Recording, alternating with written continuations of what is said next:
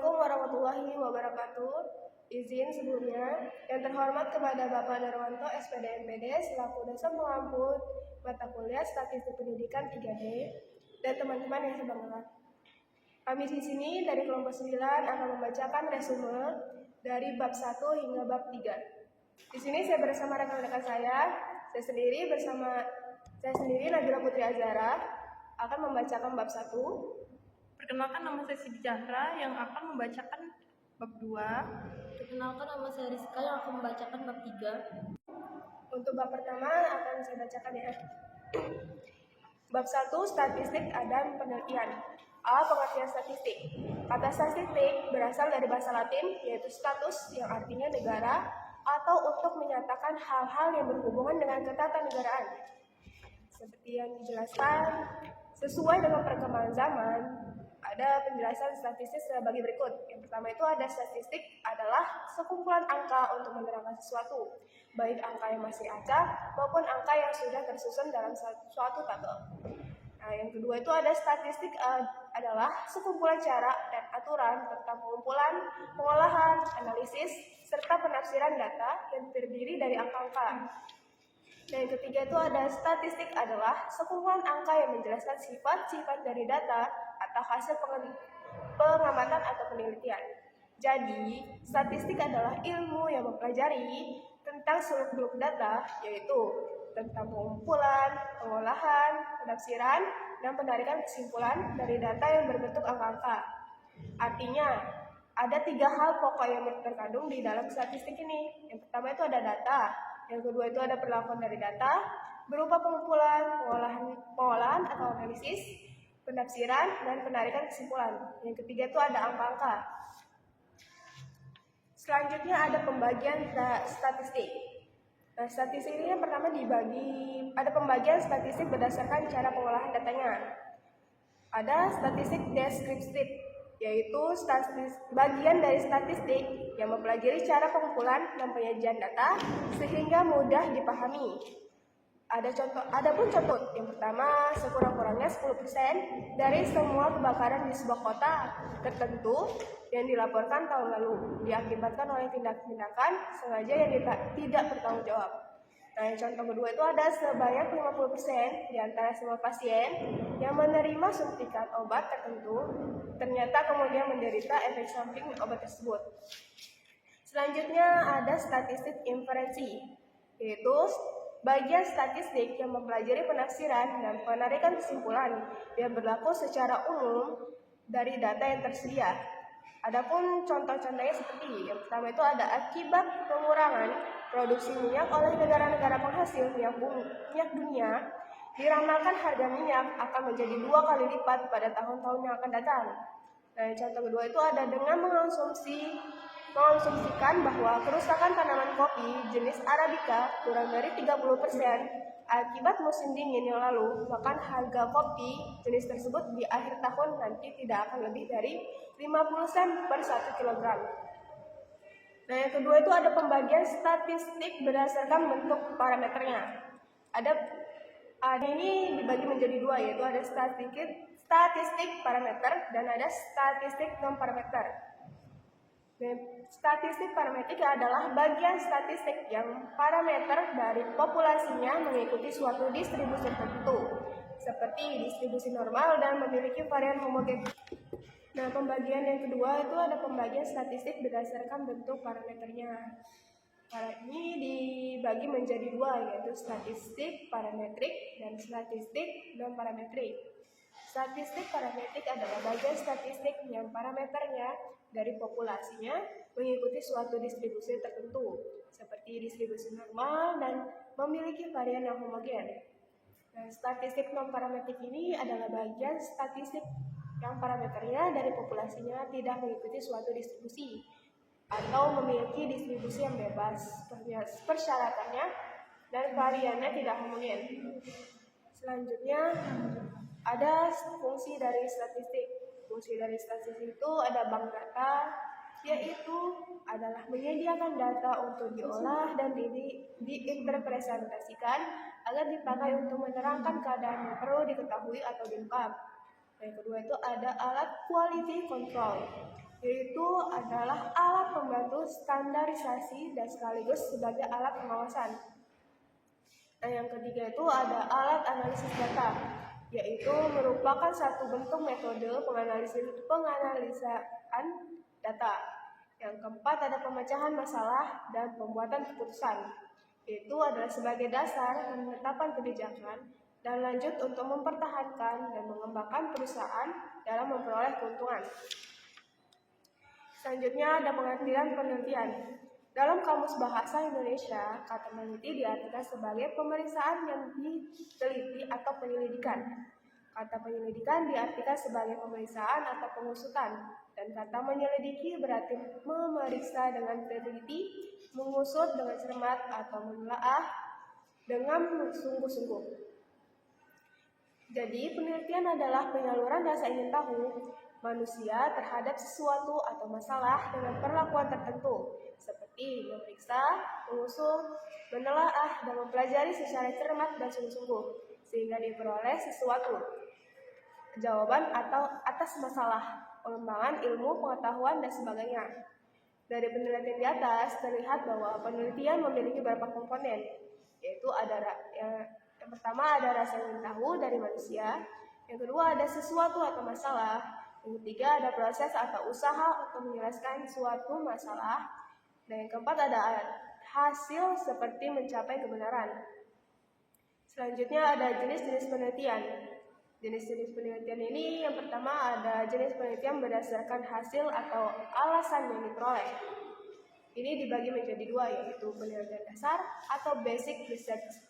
Penelitian dasar adalah penelitian yang mempunyai alasan intelektual dalam rangka pengembangan ilmu pengetahuan dan secara tidak langsung dapat digunakan.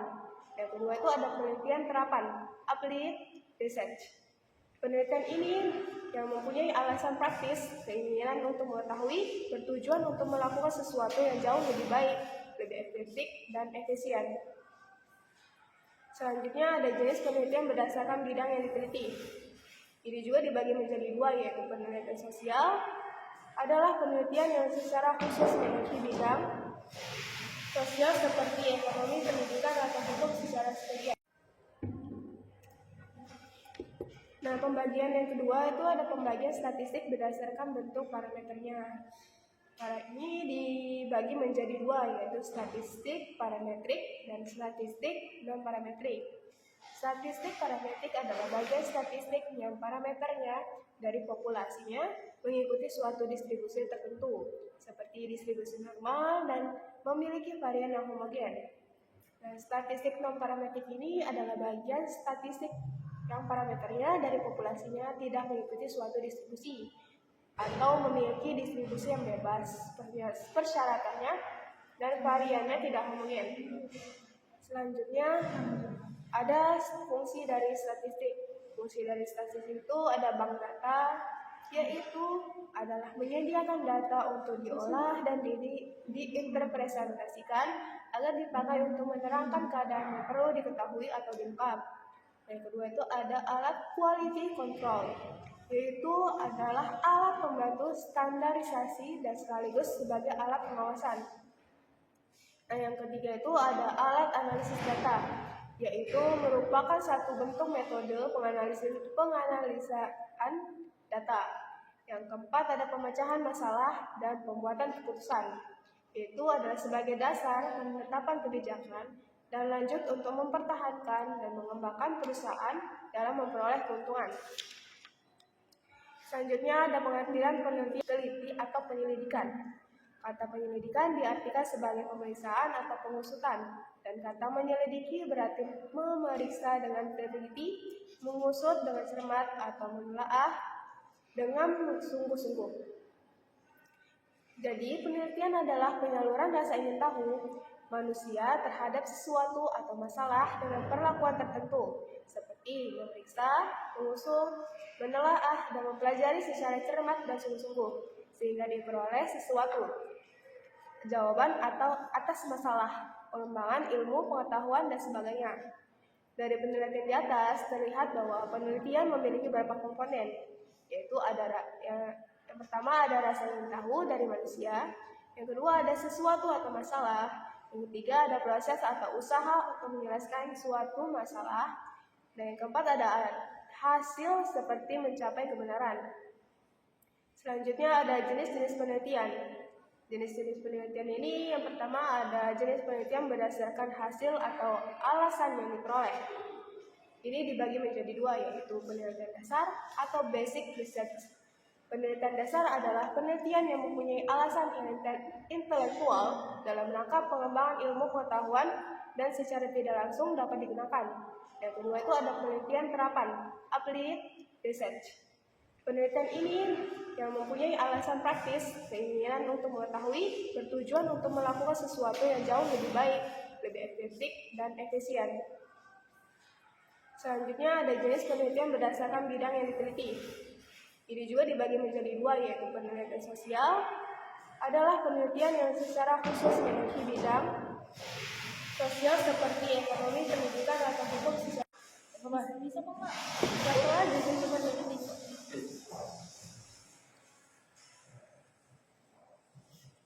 Jenis yang kedua itu ada jenis penelitian berdasarkan bidang yang diteliti. Yang pertama itu ada penelitian sosial. Penelitian sosial ada penelitian yang secara khusus memiliki bidang sosial seperti ekonomi, pendidikan, hukum, dan sebagainya. Yang kedua itu ada penelitian eksakta, yaitu ada penelitian yang secara khusus meneliti bidang eksakta seperti kimia, fisika, dan sebagainya. Yang ketiga ada jenis penelitian berdasarkan tempat penelitian, yaitu ada penelitian lapangan atau field research, yaitu penelitian yang langsung dilakukan di lapangan atau pada responden. Yang kedua itu ada penelitian kepustakaan atau library research. Penelitian ini yang dilaksanakan dengan menggunakan literatur atau kepustakaan, berupa buku, catatan, atau laporan hasil penelitian dari peneliti terdahulu. Yang ketiga ada penelitian laboratorium atau laboratory research, itu penelitian yang dilaksanakan pada tempat tertentu seperti laboratorium dan biasanya bersifat eksperimen atau percobaan. Selanjutnya ada jenis penelitian berdasarkan teknik yang digunakan. Ini dibagi menjadi dua, yaitu ada penelitian survei research, yaitu penelitian yang tidak melakukan perubahan atau tidak ada perilaku khusus terhadap variabel yang diteliti. Kedua ada penelitian percobaan atau eksperimen riset, yaitu penelitian yang dilakukan perubahan atau perlakuan khusus terhadap variabel yang diteliti. Selanjutnya ada penelitian berdasarkan keilmuan. Pertama itu ada penelitian ilmiah, yaitu penelitian yang dalam pelaksanaan yang menggunakan kaidah ilmiah. Artinya pokok pikiran yang dikemukakan disimpulkan melalui suatu prosedur yang sistematis dengan menggunakan pembuktian yang meyakinkan secara ilmiah. Adapun ciri-cirinya sebagai berikut. Pertama ada purposiveness, yaitu memiliki fokus terhadap tujuan yang jelas. Nah, yang kedua itu rigor atau teliti dalam dan memiliki dasar teori dan desain metodologi yang baik. Yang ketiga testability atau prosedur pengujian hipotesis jelas. Yang keempat recalcitrability, yaitu pengujian yang dapat dilakukan untuk kasus yang sama atau kasus sejenis lainnya. Yang kelima ada objectivity, berdasarkan atas fakta yang aktual, bukan penilaian yang subjektif atau emosional. Yang keenam ada generalizability, yaitu semakin luas cukup, penggunaan hasil penelitian semakin berguna. Yang ketujuh ada precision, yaitu mendekati realitas dan confidence peluang kejadian dari estimasi yang dilihat. Yang ke-8 ada parsimony, yaitu kesederhanaan dalam pemaparan masalah dan metode penelitian. Selanjutnya ada penelitian non-ilmiah. Penelitian ilmiah ini penelitian yang dapat pelaksanaannya tidak menggunakan metode atau kaidah-kaidah ilmiah. Selanjutnya ada jenis penelitian berdasarkan bidang ilmu atau garapannya, yaitu ada penelitian bisnis. Penelitian bisnis ini ada penelitian yang dilaksanakan dalam bidang bisnis. Adapun seperti akunting, keuangan, manajemen, dan pemasaran. Selanjutnya itu ada penelitian komunikasi. Penelitian komunikasi ini adalah penelitian yang dilaksanakan dalam bidang komunikasi seperti komunikasi massa, komunikasi bisnis, kehumasan atau PR, dan periklanan. Dan selanjutnya ada penelitian hukum. Penelitian hukum ini ada penelitian yang dilaksanakan dalam bidang hukum, seperti hukum perdata, hukum pidana, hukum tata negara, atau hukum internasional. Dan selanjutnya ada penelitian pertanian. Penelitian pertanian ini ada penelitian yang dilaksanakan dalam bidang pertanian. Adapun seperti agrobisnis, budidaya tanaman, hama tanaman, dan agronomi. Selanjutnya ada penelitian ekonomi. Itu penelitian yang dilaksanakan dalam bidang ekonomi, seperti ekonomi mikro, ekonomi makro, dan ekonomi penelitian berdasarkan tingkat eksplanasinya. Ini ada penelitian deskripsi, penelitian komparatif, penelitian hubungan. Dan selanjutnya itu penelitian survei. Ini adalah penelitian yang dilakukan untuk mempelajari fakta-fakta dari gejala-gejala yang ada dan mencari keterangan secara faktual, baik tentang institusi sosial, ekonomi, atau politik dari suatu kelompok ataupun suatu daerah. Jadi penelitian survei ini ada sebagai rukun: penelitian penjajakan atau eksploratif, penelitian deskriptif, penelitian evaluatif, penelitian eksplanatif atau penelitian penjelasan, penelitian prediksi, dan penelitian pengembangan sosial. Selanjutnya ada grounded research, yaitu penelitian yang mendasarkan diri pada fakta dan menggunakan analisis perbandingan, bertujuan untuk mengadakan generalisasi empiris, penetapan konsep-konsep, membuktikan teori, dan mengembangkan teori di mana pengumpulan data dan analisis datanya berjalan pada waktu yang bersamaan. Selanjutnya ada studi kasus. Studi kasus adalah penelitian mengenai suatu subjek penelitian yang berkenaan dengan suatu fase spesifik atau khas dari keseluruhan personalitas. Selanjutnya ada penelitian eksperimen. Penelitian eksperimen adalah penelitian yang dilakukan dengan mengadakan manipulasi terhadap objek penelitian serta diadakan kontrol terhadap variabel tertentu. Selanjutnya ada analisis data sekunder.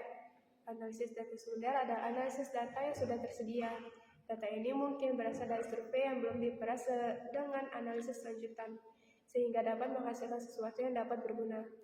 Selanjutnya ada tujuan penelitian. Yang pertama ada tujuan eksploratif, kedua ada tujuan verifikatif, yang ketiga ada tujuan developmental, yang keempat ada tujuan penulisan karya ilmiah.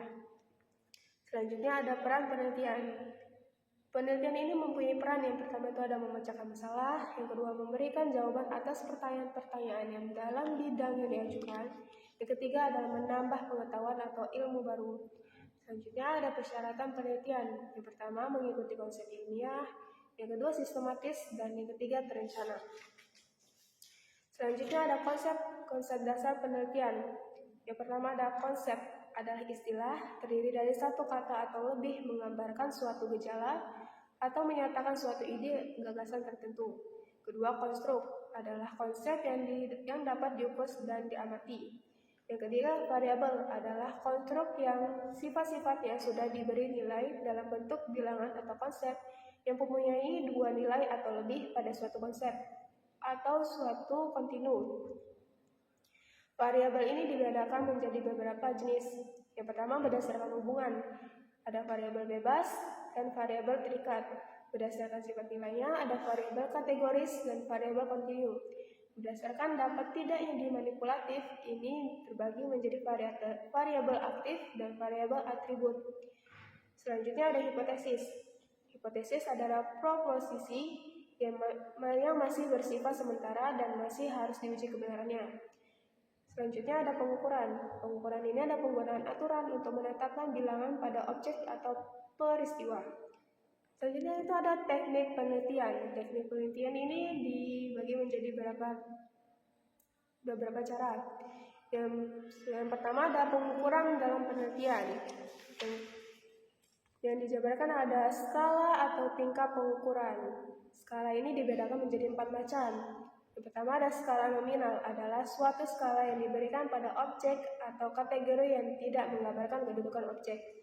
Yang kedua itu ada skala ordinal, yaitu suatu skala di mana penomoran objek atau kategori disusun menurut besarnya. Yang ketiga ada skala interval, yaitu skala di mana objek atau kategori dapat diurutkan berdasarkan suatu atribut yang memberikan informasi tentang interval antar tiap objek. Yang keempat ada skala rasio, yaitu ada suatu skala yang memiliki sifat-sifat skala nominal, skala ordinal, dan skala interval, dilengkapi dengan titik nol absolut dengan makna empiris. Selanjutnya ada syarat-syarat pengukuran. Syarat-syarat pengukuran ini ada reliabilitas, yaitu memiliki sifat dapat dipercaya. Yang kedua ada validitas, berarti kesucian alat ukur dengan apa yang hendak diukur. Selanjutnya ada dua, alat-alat pengumpulan data, yaitu ada tes atau soal tes. Yang kedua ada kuesioner atau angket. Yang ketiga ada checklist. Yang keempat ada pedoman wawancara. Yang kelima ada pedoman dokumentasi. Selanjutnya ada prosedur penelitian. Secara garis besar, prosedur penelitian terdiri dari 3 tahap, yaitu tahap perencanaan, penelitian, tahap pelaksanaan penelitian, tahap penulisan laporan penelitian. Tahap penulisan laporan penelitian ini dibagi lagi menjadi beberapa tahap, yaitu mendefinisikan dan merumuskan masalah. Yang kedua melakukan studi kepustakaan. Yang ketiga merumuskan hipotesis. Yang keempat menentukan model atau desain. Selanjutnya yang kelima ada mengumpulkan data. Yang keenam ada mengolah dan menyajikan informasi. Yang ketujuh ada menganalisis dan menginterpretasikan. Yang ke-8 ada membuat generalisasi dan kesimpulan. Kesimpulan ada membuat laporan. Selanjutnya ada hubungan antara statistik dengan penelitian. Pertama itu ada alat untuk menghitung besarnya anggota sampel dari sebuah populasi. Yang kedua alat untuk menguji validitas dan reliabilitas instrumen. Yang ketiga teknik-teknik untuk menyajikan data penelitian. Yang keempat alat untuk menganalisis data penelitian.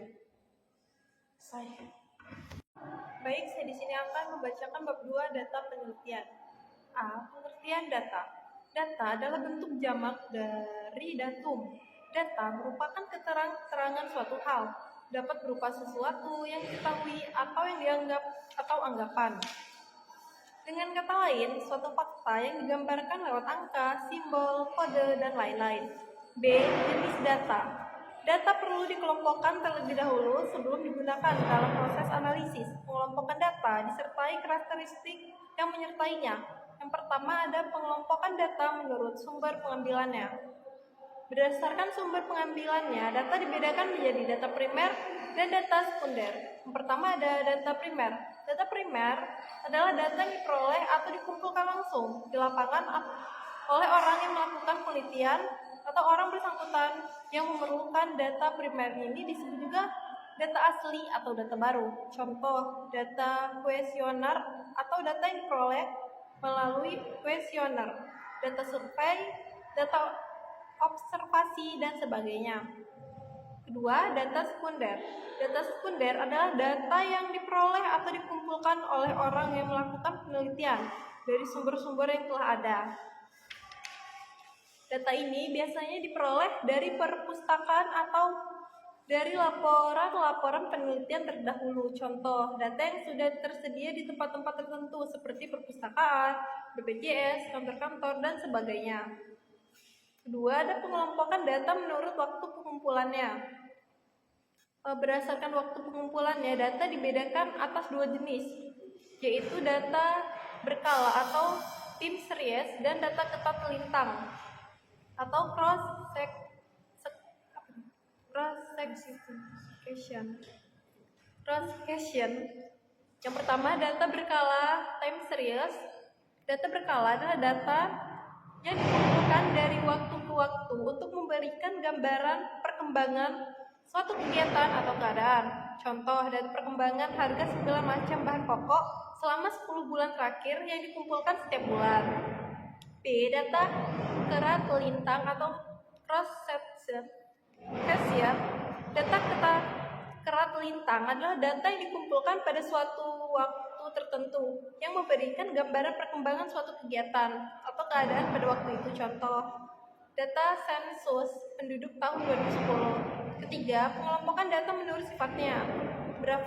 Berdasarkan sifatnya, data dibedakan menjadi 2, yaitu data kualitatif dan data kuantitatif. Yang pertama ada data kualitatif. Data kualitatif adalah data yang tidak terbentuk bilangan. Contoh jenis kelamin, agama, atau warna. Yang kedua, data kuantitatif. Data kuantitatif adalah data yang berbentuk bilangan, contoh tinggi, panjang, dan umur. Keempat, ada pengelompokan data menurut tingkat pengukurannya. Berdasarkan tingkat pengukuran atau skalanya, data dibedakan atas 4, yaitu data nominal, data ordinal, dan data interval, dan data rasio. Yang pertama ada data nominal. Data nominal ini adalah data yang berdasarkan dari pengelompokan peristiwa berdasarkan kategori tertentu. Yang dibedakan hanyalah penunjukan perbedaan kualitatif. Data ini tidak menggambarkan kedudukan objek atau kategori tersebut terhadap objek atau kategori lainnya, tetapi hanya sekedar label atau kode saja. Contoh data nominal: jenis kelamin manusia 1 untuk pria, 2 untuk wanita. Yang kedua ada data ordinal. Data ordinal adalah yang berasal dari objek atau kategori yang disusun menurut besarnya dari tingkat terendah ke tingkat yang lebih tertinggi atau sebaliknya dengan jarak atau rentang yang tidak harus sama. Contoh, nilai dari 80 ke 100 adalah A, nilai ke 65 ke 9 adalah B, nilai dari 55 sampai 64 adalah C, nilai dari 45 sampai 54 adalah D, dan nilai dari 0 sampai 44 adalah E.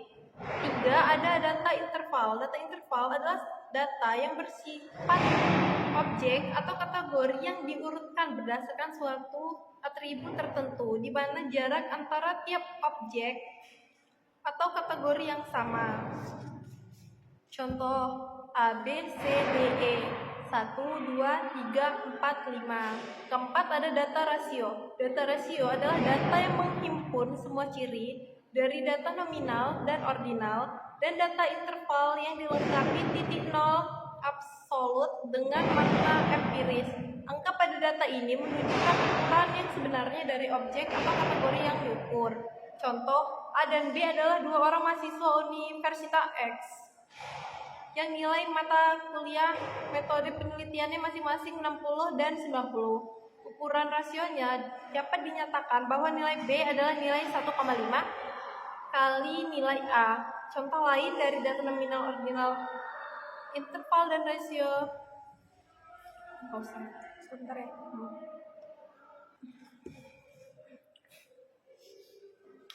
Kelima, ada pengelompokan data menurut bentuknya. Berdasarkan bentuknya, data dibedakan atas 2, yaitu data kategori dan numerik.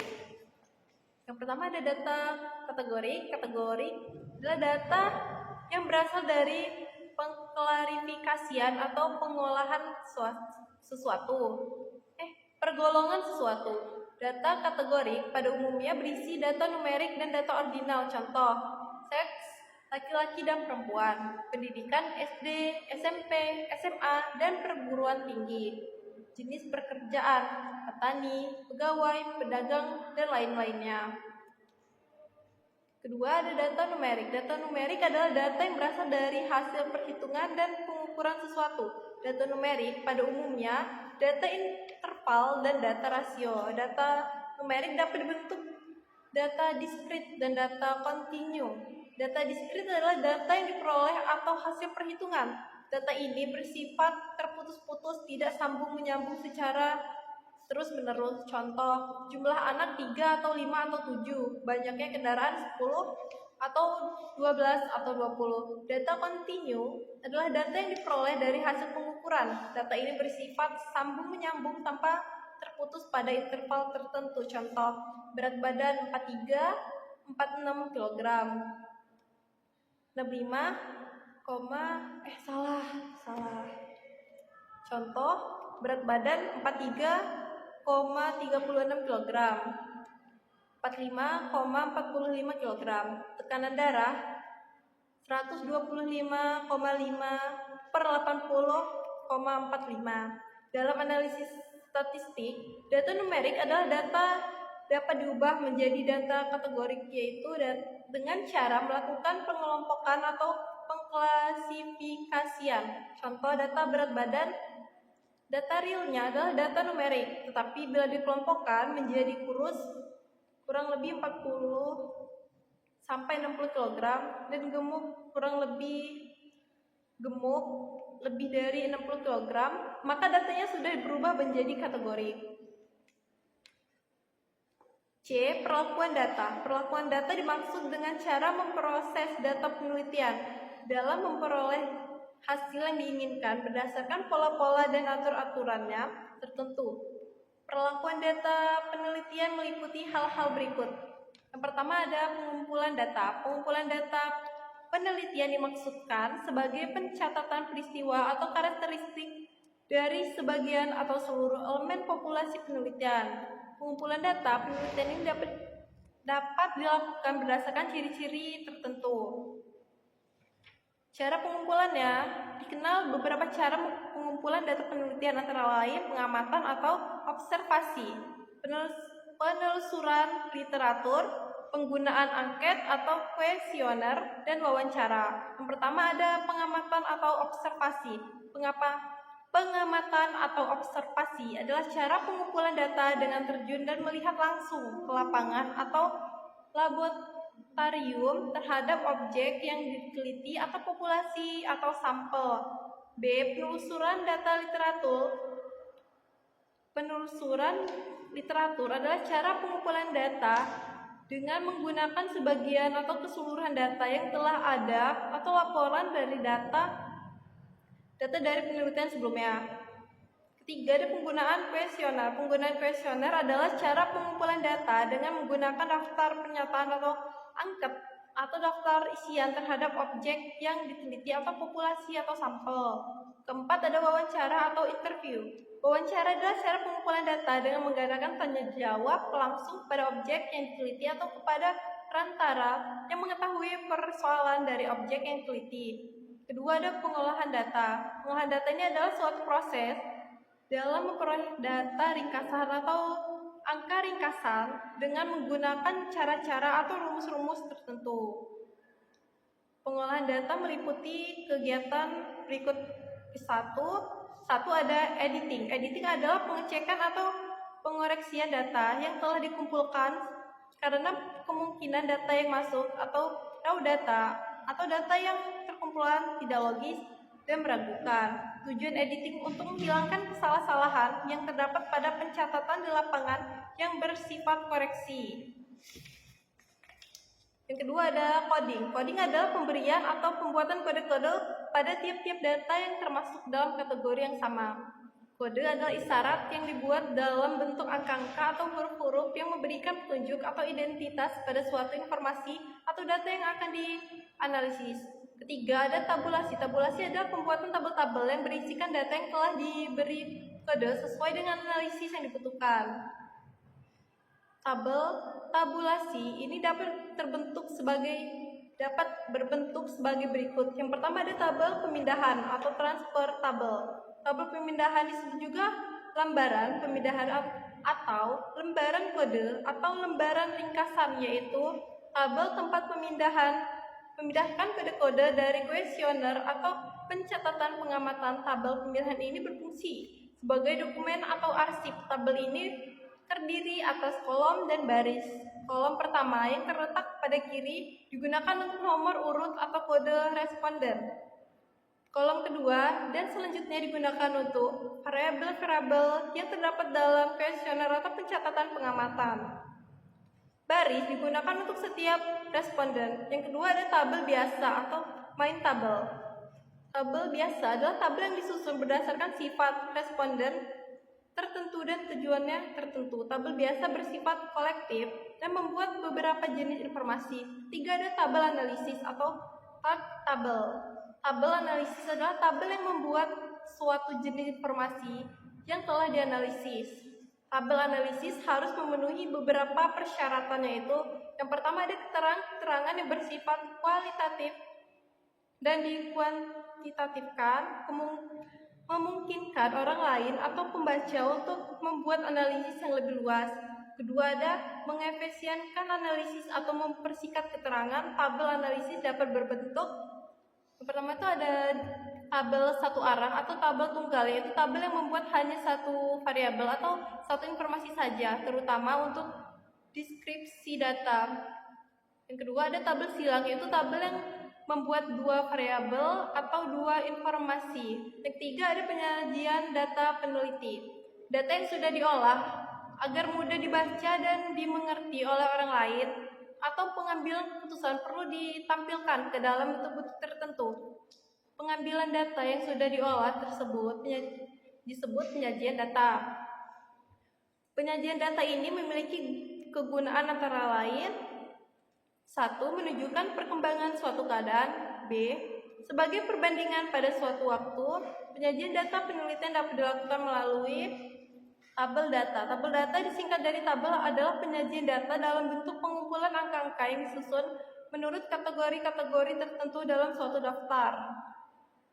Sebuah tabel membuat bagian-bagian tersebut. Yang pertama ada kepala tabel. Kepala tabel itu membuat nomor tabel dan judul tabel atau mungkin termasuk tahun dan unit. Yang kedua ada leher tabel. Leher tabel membuat keterangan atau judul kolom atau mungkin termasuk unit yang harus ditulis dengan singkat dan jelas. Ketiga ada badan tabel. Badan tabel membuat data atau mungkin termasuk tahun. Keempat kaki tabel. Kaki tabel membuat keterangan-keterangan tambahan dan sumber data, yaitu sumber yang menjelaskan dari mana data itu dikutip. Dari atas, pengaturan datanya, tabel dapat dibedakan atas beberapa jenis. Yang pertama ada tabel frekuensi. Tabel frekuensi adalah tabel yang menunjukkan atau membuat banyaknya kejadian atau frekuensi dari suatu kejadian. Kedua, tabel klasifikasi. Tabel klasifikasi adalah tabel yang menunjukkan atau membuat pengelompokan data. Ketiga ada tabel kontingensi. Tabel kontingensi adalah tabel yang menunjukkan atau membuat data sesuai dengan rinciannya. Keempat ada tabel korelasi. Adalah tabel yang menunjukkan atau membuat adanya korelasi antara data yang disajikan. Selanjutnya ada data grafik data. Grafik datanya disebut juga diagram data, adalah penyajian data dalam berbentuk gambar-gambar.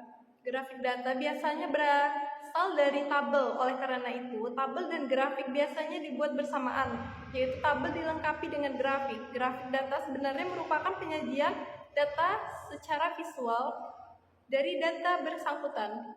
Grafik data dapat dibedakan atas beberapa jenis. Yang pertama ada piktogram. Piktogram adalah grafik data yang menggunakan gambar atau lambang diri data itu sendiri dengan skala tertentu. Kedua ada grafik batang dan balok.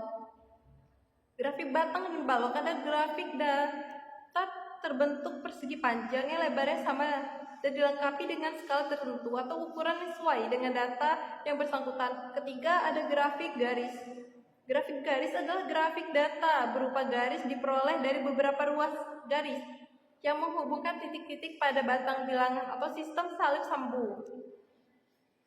Yang keempat ada grafik lingkaran. Grafik lingkaran adalah grafik data berupa lingkaran yang telah dibagi menjadi juring-juring sesuai dengan data tersebut.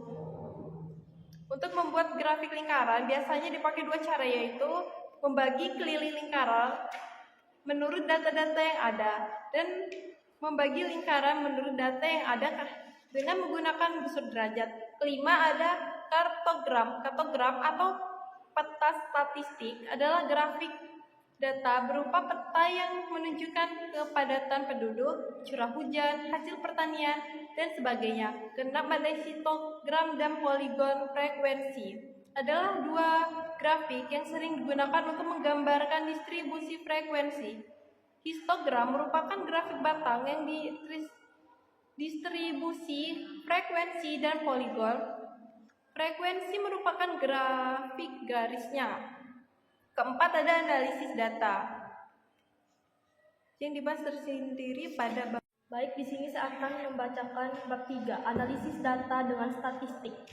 Pengertian analisis data. Analisis data adalah proses mengelola, menguraikan, dan menafsirkan data untuk memperoleh makna serta kesimpulan yang dapat dipertanggungjawabkan. Secara umum, analisis data mencakup membandingkan dua hal atau variabel untuk mengetahui selisih atau rasio. 2. Menguraikan keseluruhan menjadi bagian-bagian kecil untuk mengetahui komponen yang menonjol, membandingkan antara komponen dan membandingkan komponen dengan keseluruhan. 3. Memperkirakan besarnya pengaruh perubahan suatu kejadian terhadap kejadian lainnya. Menurut ahli Parton 1980, mengorganisasikan data dalam pola dan kategori. Terus tujuan analisis data. 1. Menyelesaikan permasalahan yang muncul dalam penelitian. 2. Memperlihatkan hubungan antar fenomena yang diteliti, memberikan jawaban terhadap hipotesis penelitian. 4. Menjadi bahan dalam menyusun kesimpulan, implikasi, dan saran yang bermanfaat untuk penelitian selanjutnya. C. Bentuk-bentuk analisis data. 1. Analisis kuantitatif, menggunakan alat statistik, model matematika, dan ekonometrika. Hasil disajikan dalam bentuk angka-angka lalu dipresentasikan dalam uraian. Cocok untuk penelitian dengan data terukur. 2. Analisis kualitatif, tidak memakai model statistik atau metamitis. Analisis dilakukan dengan membaca tabel grafik atau hasil observasi lalu ditafsirkan. Cocok untuk penelitian dengan data deskriptif atau non-numerik. D. Kelebihan analisis data dengan statistik. Deskriptif yang eksak. Statistik memberikan gambaran jelas mengenai objek penelitian. 2. Pemikiran sistematis, memungkinkan peneliti bekerja secara lebih tepat dan terukur. 3. Ringkas dan bermakna. Hasil penelitian dapat dirangkum secara sederhana namun tetap bernilai. 4.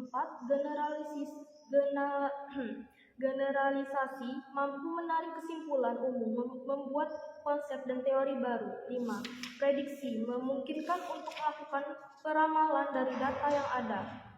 E. Uji hipotesis. Dalam analisis data. 1. Pengertian hipotesis. Hipotesis adalah dugaan sementara mengenai suatu masalah penelitian. Hipotesis harus diuji secara empiris untuk memastikan kebenarannya. Terus 2. Ciri-ciri hipotesis yang baik. Menyatakan hubungan antar variabel sesuai fakta dan realistis, sesuai ilmu pengetahuan, dapat diuji dengan nalar atau logika dan statistik, sederhana dan jelas, menerangkan fakta secara logis. 3. Bentuk-bentuk hipotesis.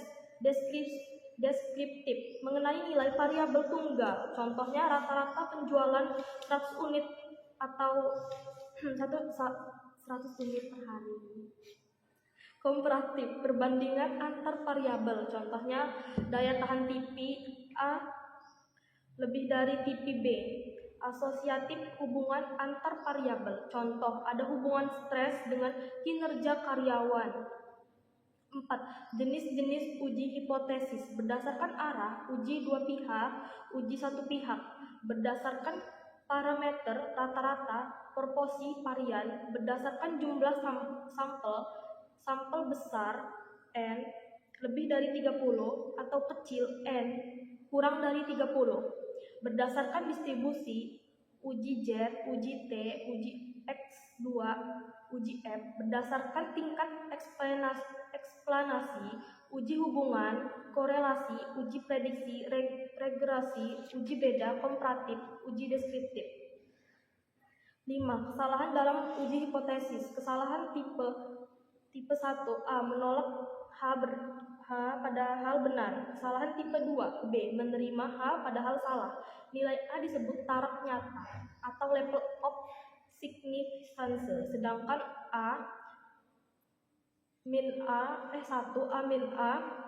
disebut tingkat kepercayaan. Udah. Sekian semua yang dapat kami sampaikan. Mohon maaf jika ada salah kata yang kami ucapkan. Kami akhiri. Wassalamualaikum warahmatullahi wabarakatuh.